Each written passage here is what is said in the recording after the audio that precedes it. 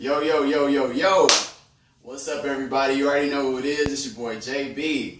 Today I want to talk about a few things. I'm on this new kick to where I want to challenge people's thinking.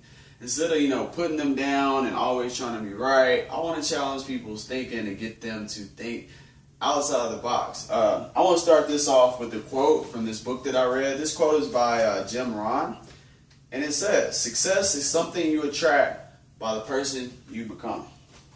Alright, so that quote you can apply to whatever it is that you want to succeed at. Mainly, I'm talking about personal training when I mention this.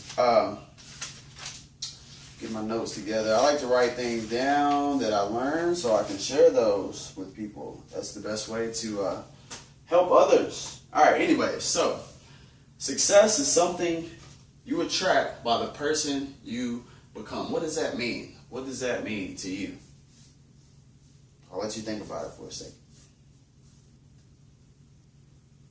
So, let's say let's make this about fitness. Let's say you are a client. You're about to become a client and you seek the personal trainer, right?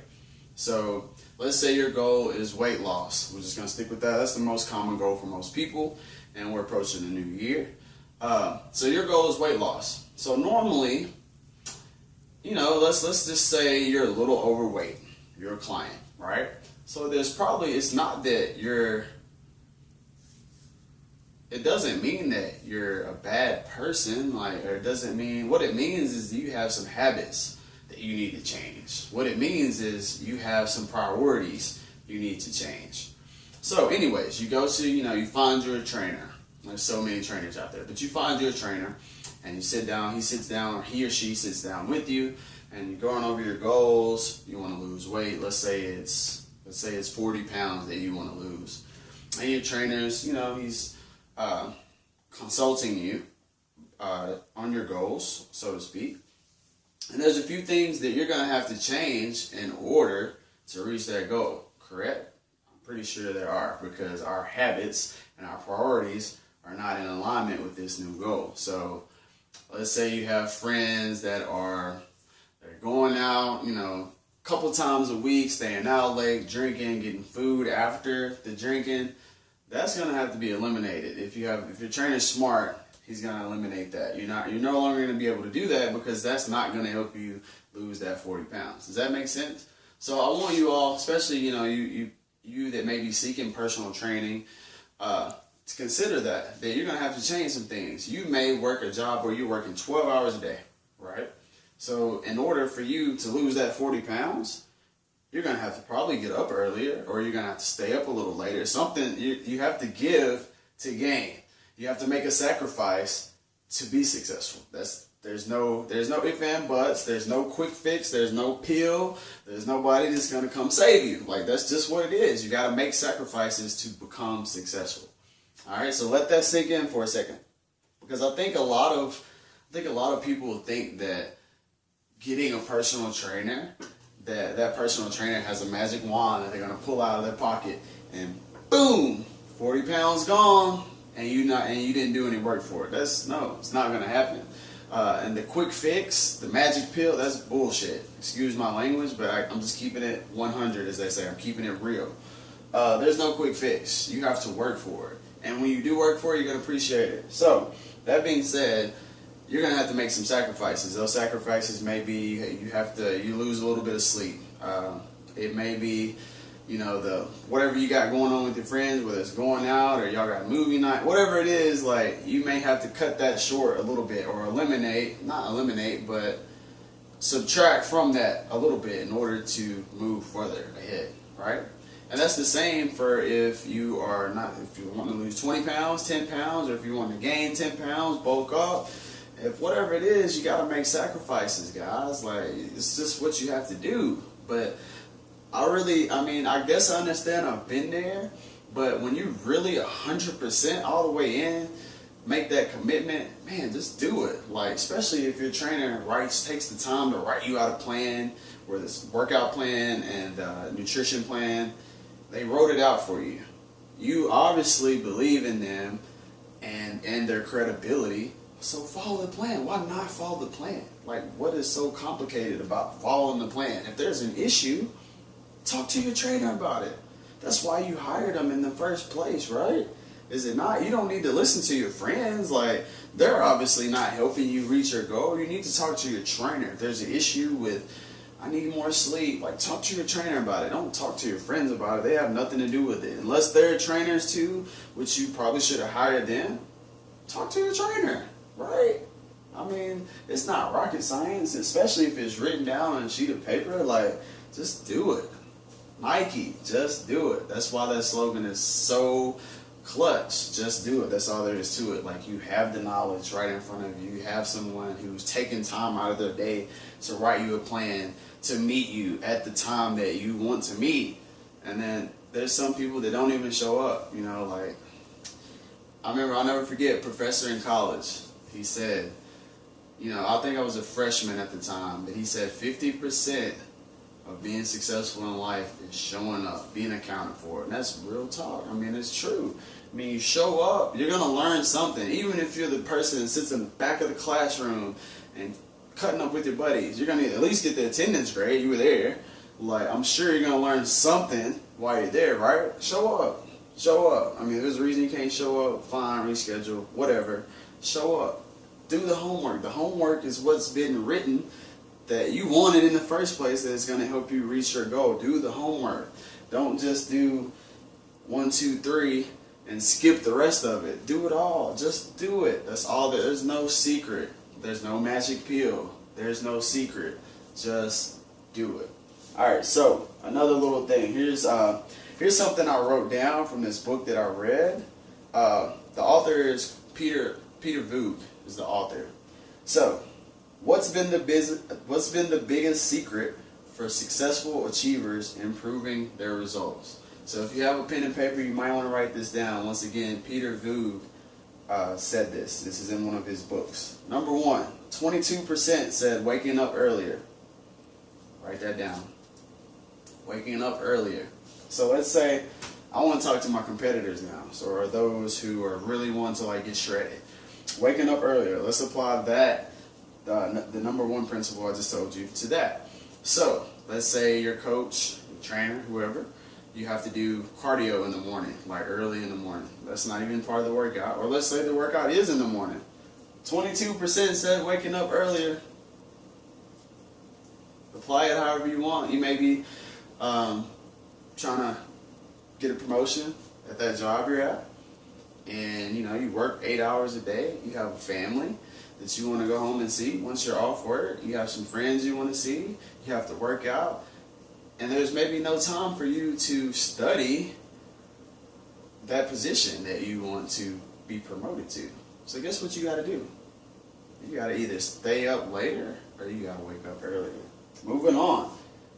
Number 2, 22% said making a plan.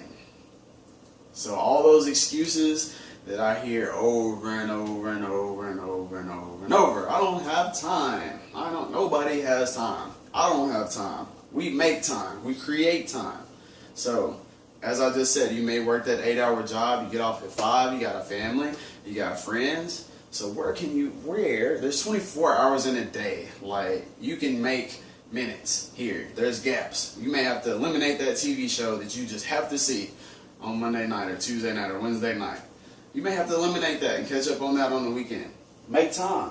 Make a plan. So if you're a client and you're wanting to lose that 40 pounds, your trainer, you already know your goal. Your trainer is going to help you make that plan. This should be written, or you two have negotiated it and worked it out.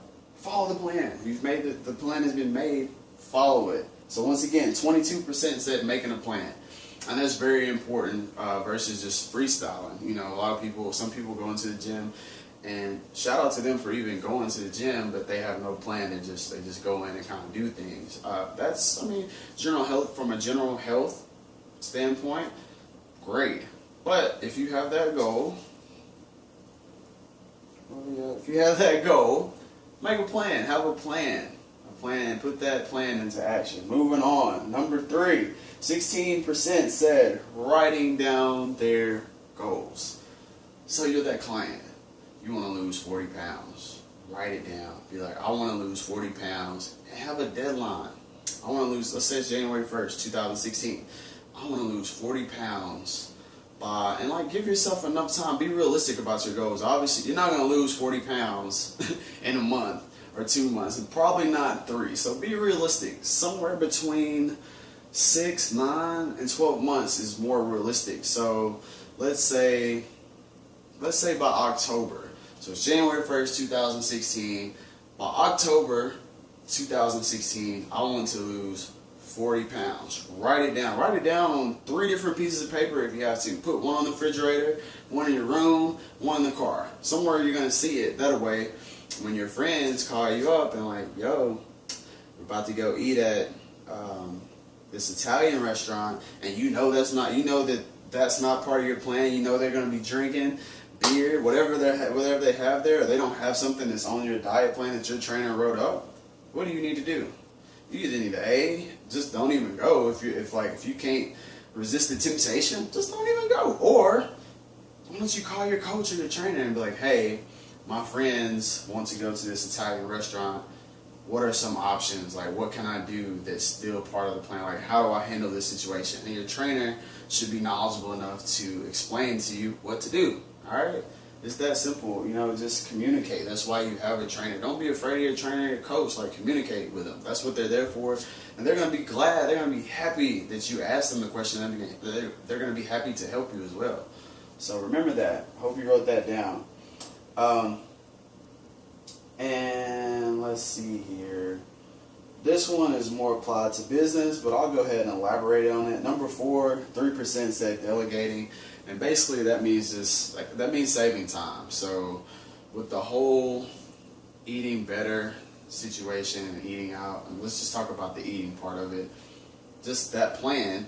So when you meal prep, when you cook in bulk and you've separated your meals and you have them ready to go, that's a form of delegating because you're saving time. So you're not constantly, if you're eating every 2 to 3 hours, whatever plan you're on, there's so many different routes to take. But anyways, that's going to save time. So that gives you more time to do other things if things are already kind of planned out. If you know that you're meeting your trainer tomorrow at 5:30 p.m. or 5:30 a.m., then you need to plan ahead. So that's basically what delegating is. But delegating is basically finding a way to replace yourself. But let's just put that as far as meal prep, because that takes time. Usually that takes at least an hour or so. So if you do that and plan that ahead, then you can have more time. So number 4 really doesn't apply to what we're talking about today. This book is about success, but yeah, this is something that you can take with you and know. But those are the 4 ones that you should write down, and those top 3 are very important. They're huge. Whatever it is that if you have a goal and you become passionate about it, study it, learn about it. Ask the right questions to your coach or your trainer, whoever your mentor may be. Ask the right questions. Don't be afraid to ask questions. There's no. You always heard this in school. There's no stupid question except the question never asked. So always be willing to learn. If you still don't understand the way that they explain it to you, ask again. I don't really understand. I can't relate to what you're trying to tell me. Is there another way that you can tell me whatever it is? And man, it's that simple. Wrapping this up is that simple, guys. Come on, man. Come on. Let's change. My passion is I want to change the game for you guys. You guys are spending, I don't know how much money on trainers and fitness and all these plans, and there's so many challenges, and you're doing all this stuff, but are you really are you learning from it? Is it changing you? Are you reaching your goals? Don't waste your money. You're not wasting your money first and foremost if you're at least trying, but are you changing? Are you making a difference? Are you succeeding? I want you to be successful.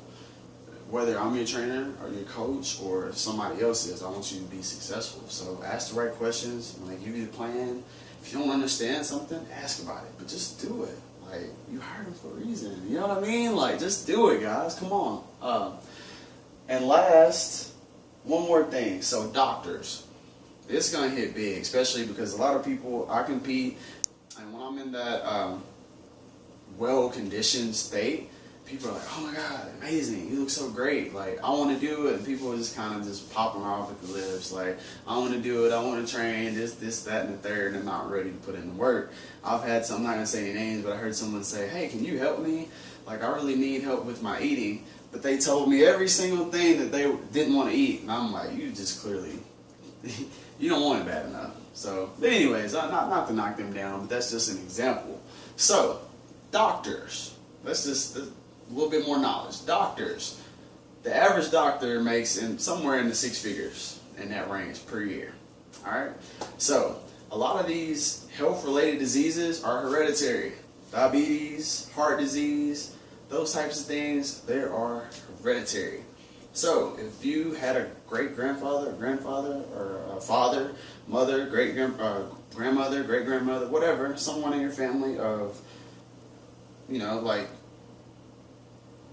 a relative, like first-degree relatives, I think that's what it's called, I don't know the exact term. But anyways, if heart disease runs in your family, then you should be considering eating healthier anyways. You're no exception. If it's happened to your great-grandparent, or your grandparent, or parent, guess who's next? You.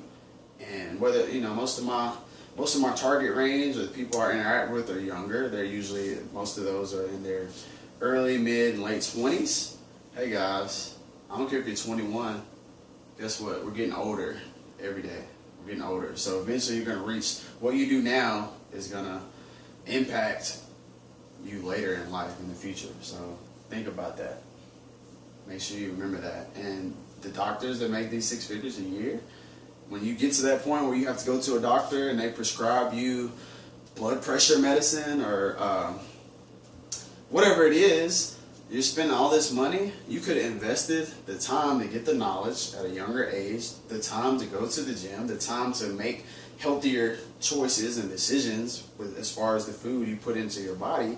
And guess what? You don't even need to go to that doctor if you do what you're supposed to do when you're younger. You can save some of that money. And I know people complain and bitch and gripe about how high health insurance is and all this, but hey, guess what? The trainers, shout out to the trainers, coaches, anybody in the fitness industry that is there to help prevent you from getting to that point to where you have to go to a doctor and you have to take a pill to survive, to be healthy every single day. Like, just exercise regularly. Like, regularly is minimum of 3 times a week, minimum of 30 minutes. Exercise, eat better, like, do better. Like, stop going to fast food restaurants all the time. Like, fast food, what did I say? There's no quick fix. Like, just saying. I'm not going to preach all day long. I just love to preach that gospel because I'm passionate about it. I want to help you guys out. And you don't need to go to that doctor if you do what you're supposed to now. Like, don't wait until you have an issue, you know? Like, do something about it now. All right? So that's pretty much it. That's my motivation for this Monday. That's pretty much it, you know? Just do it. I think I'm going to title this Just Do It. That's pretty much it, guys. Once again, JB. Make sure you like this video. Subscribe to my channel because I'm going to keep them coming. I'm not going to stop. Share it. If you like this video, share it with a friend or share it with someone who this may help. Alright, follow me on Instagram as well at Jbx, no E in front of that Xtreme Fitness, Jbxtreme Fitness on Instagram. I'm on Facebook as well, same Jbxtreme Fitness. And you guys have an awesome Monday. Remember, write those goals down. Look at them. Make a plan. Put that action in the plan. Just do it. All right, guys. Kill it.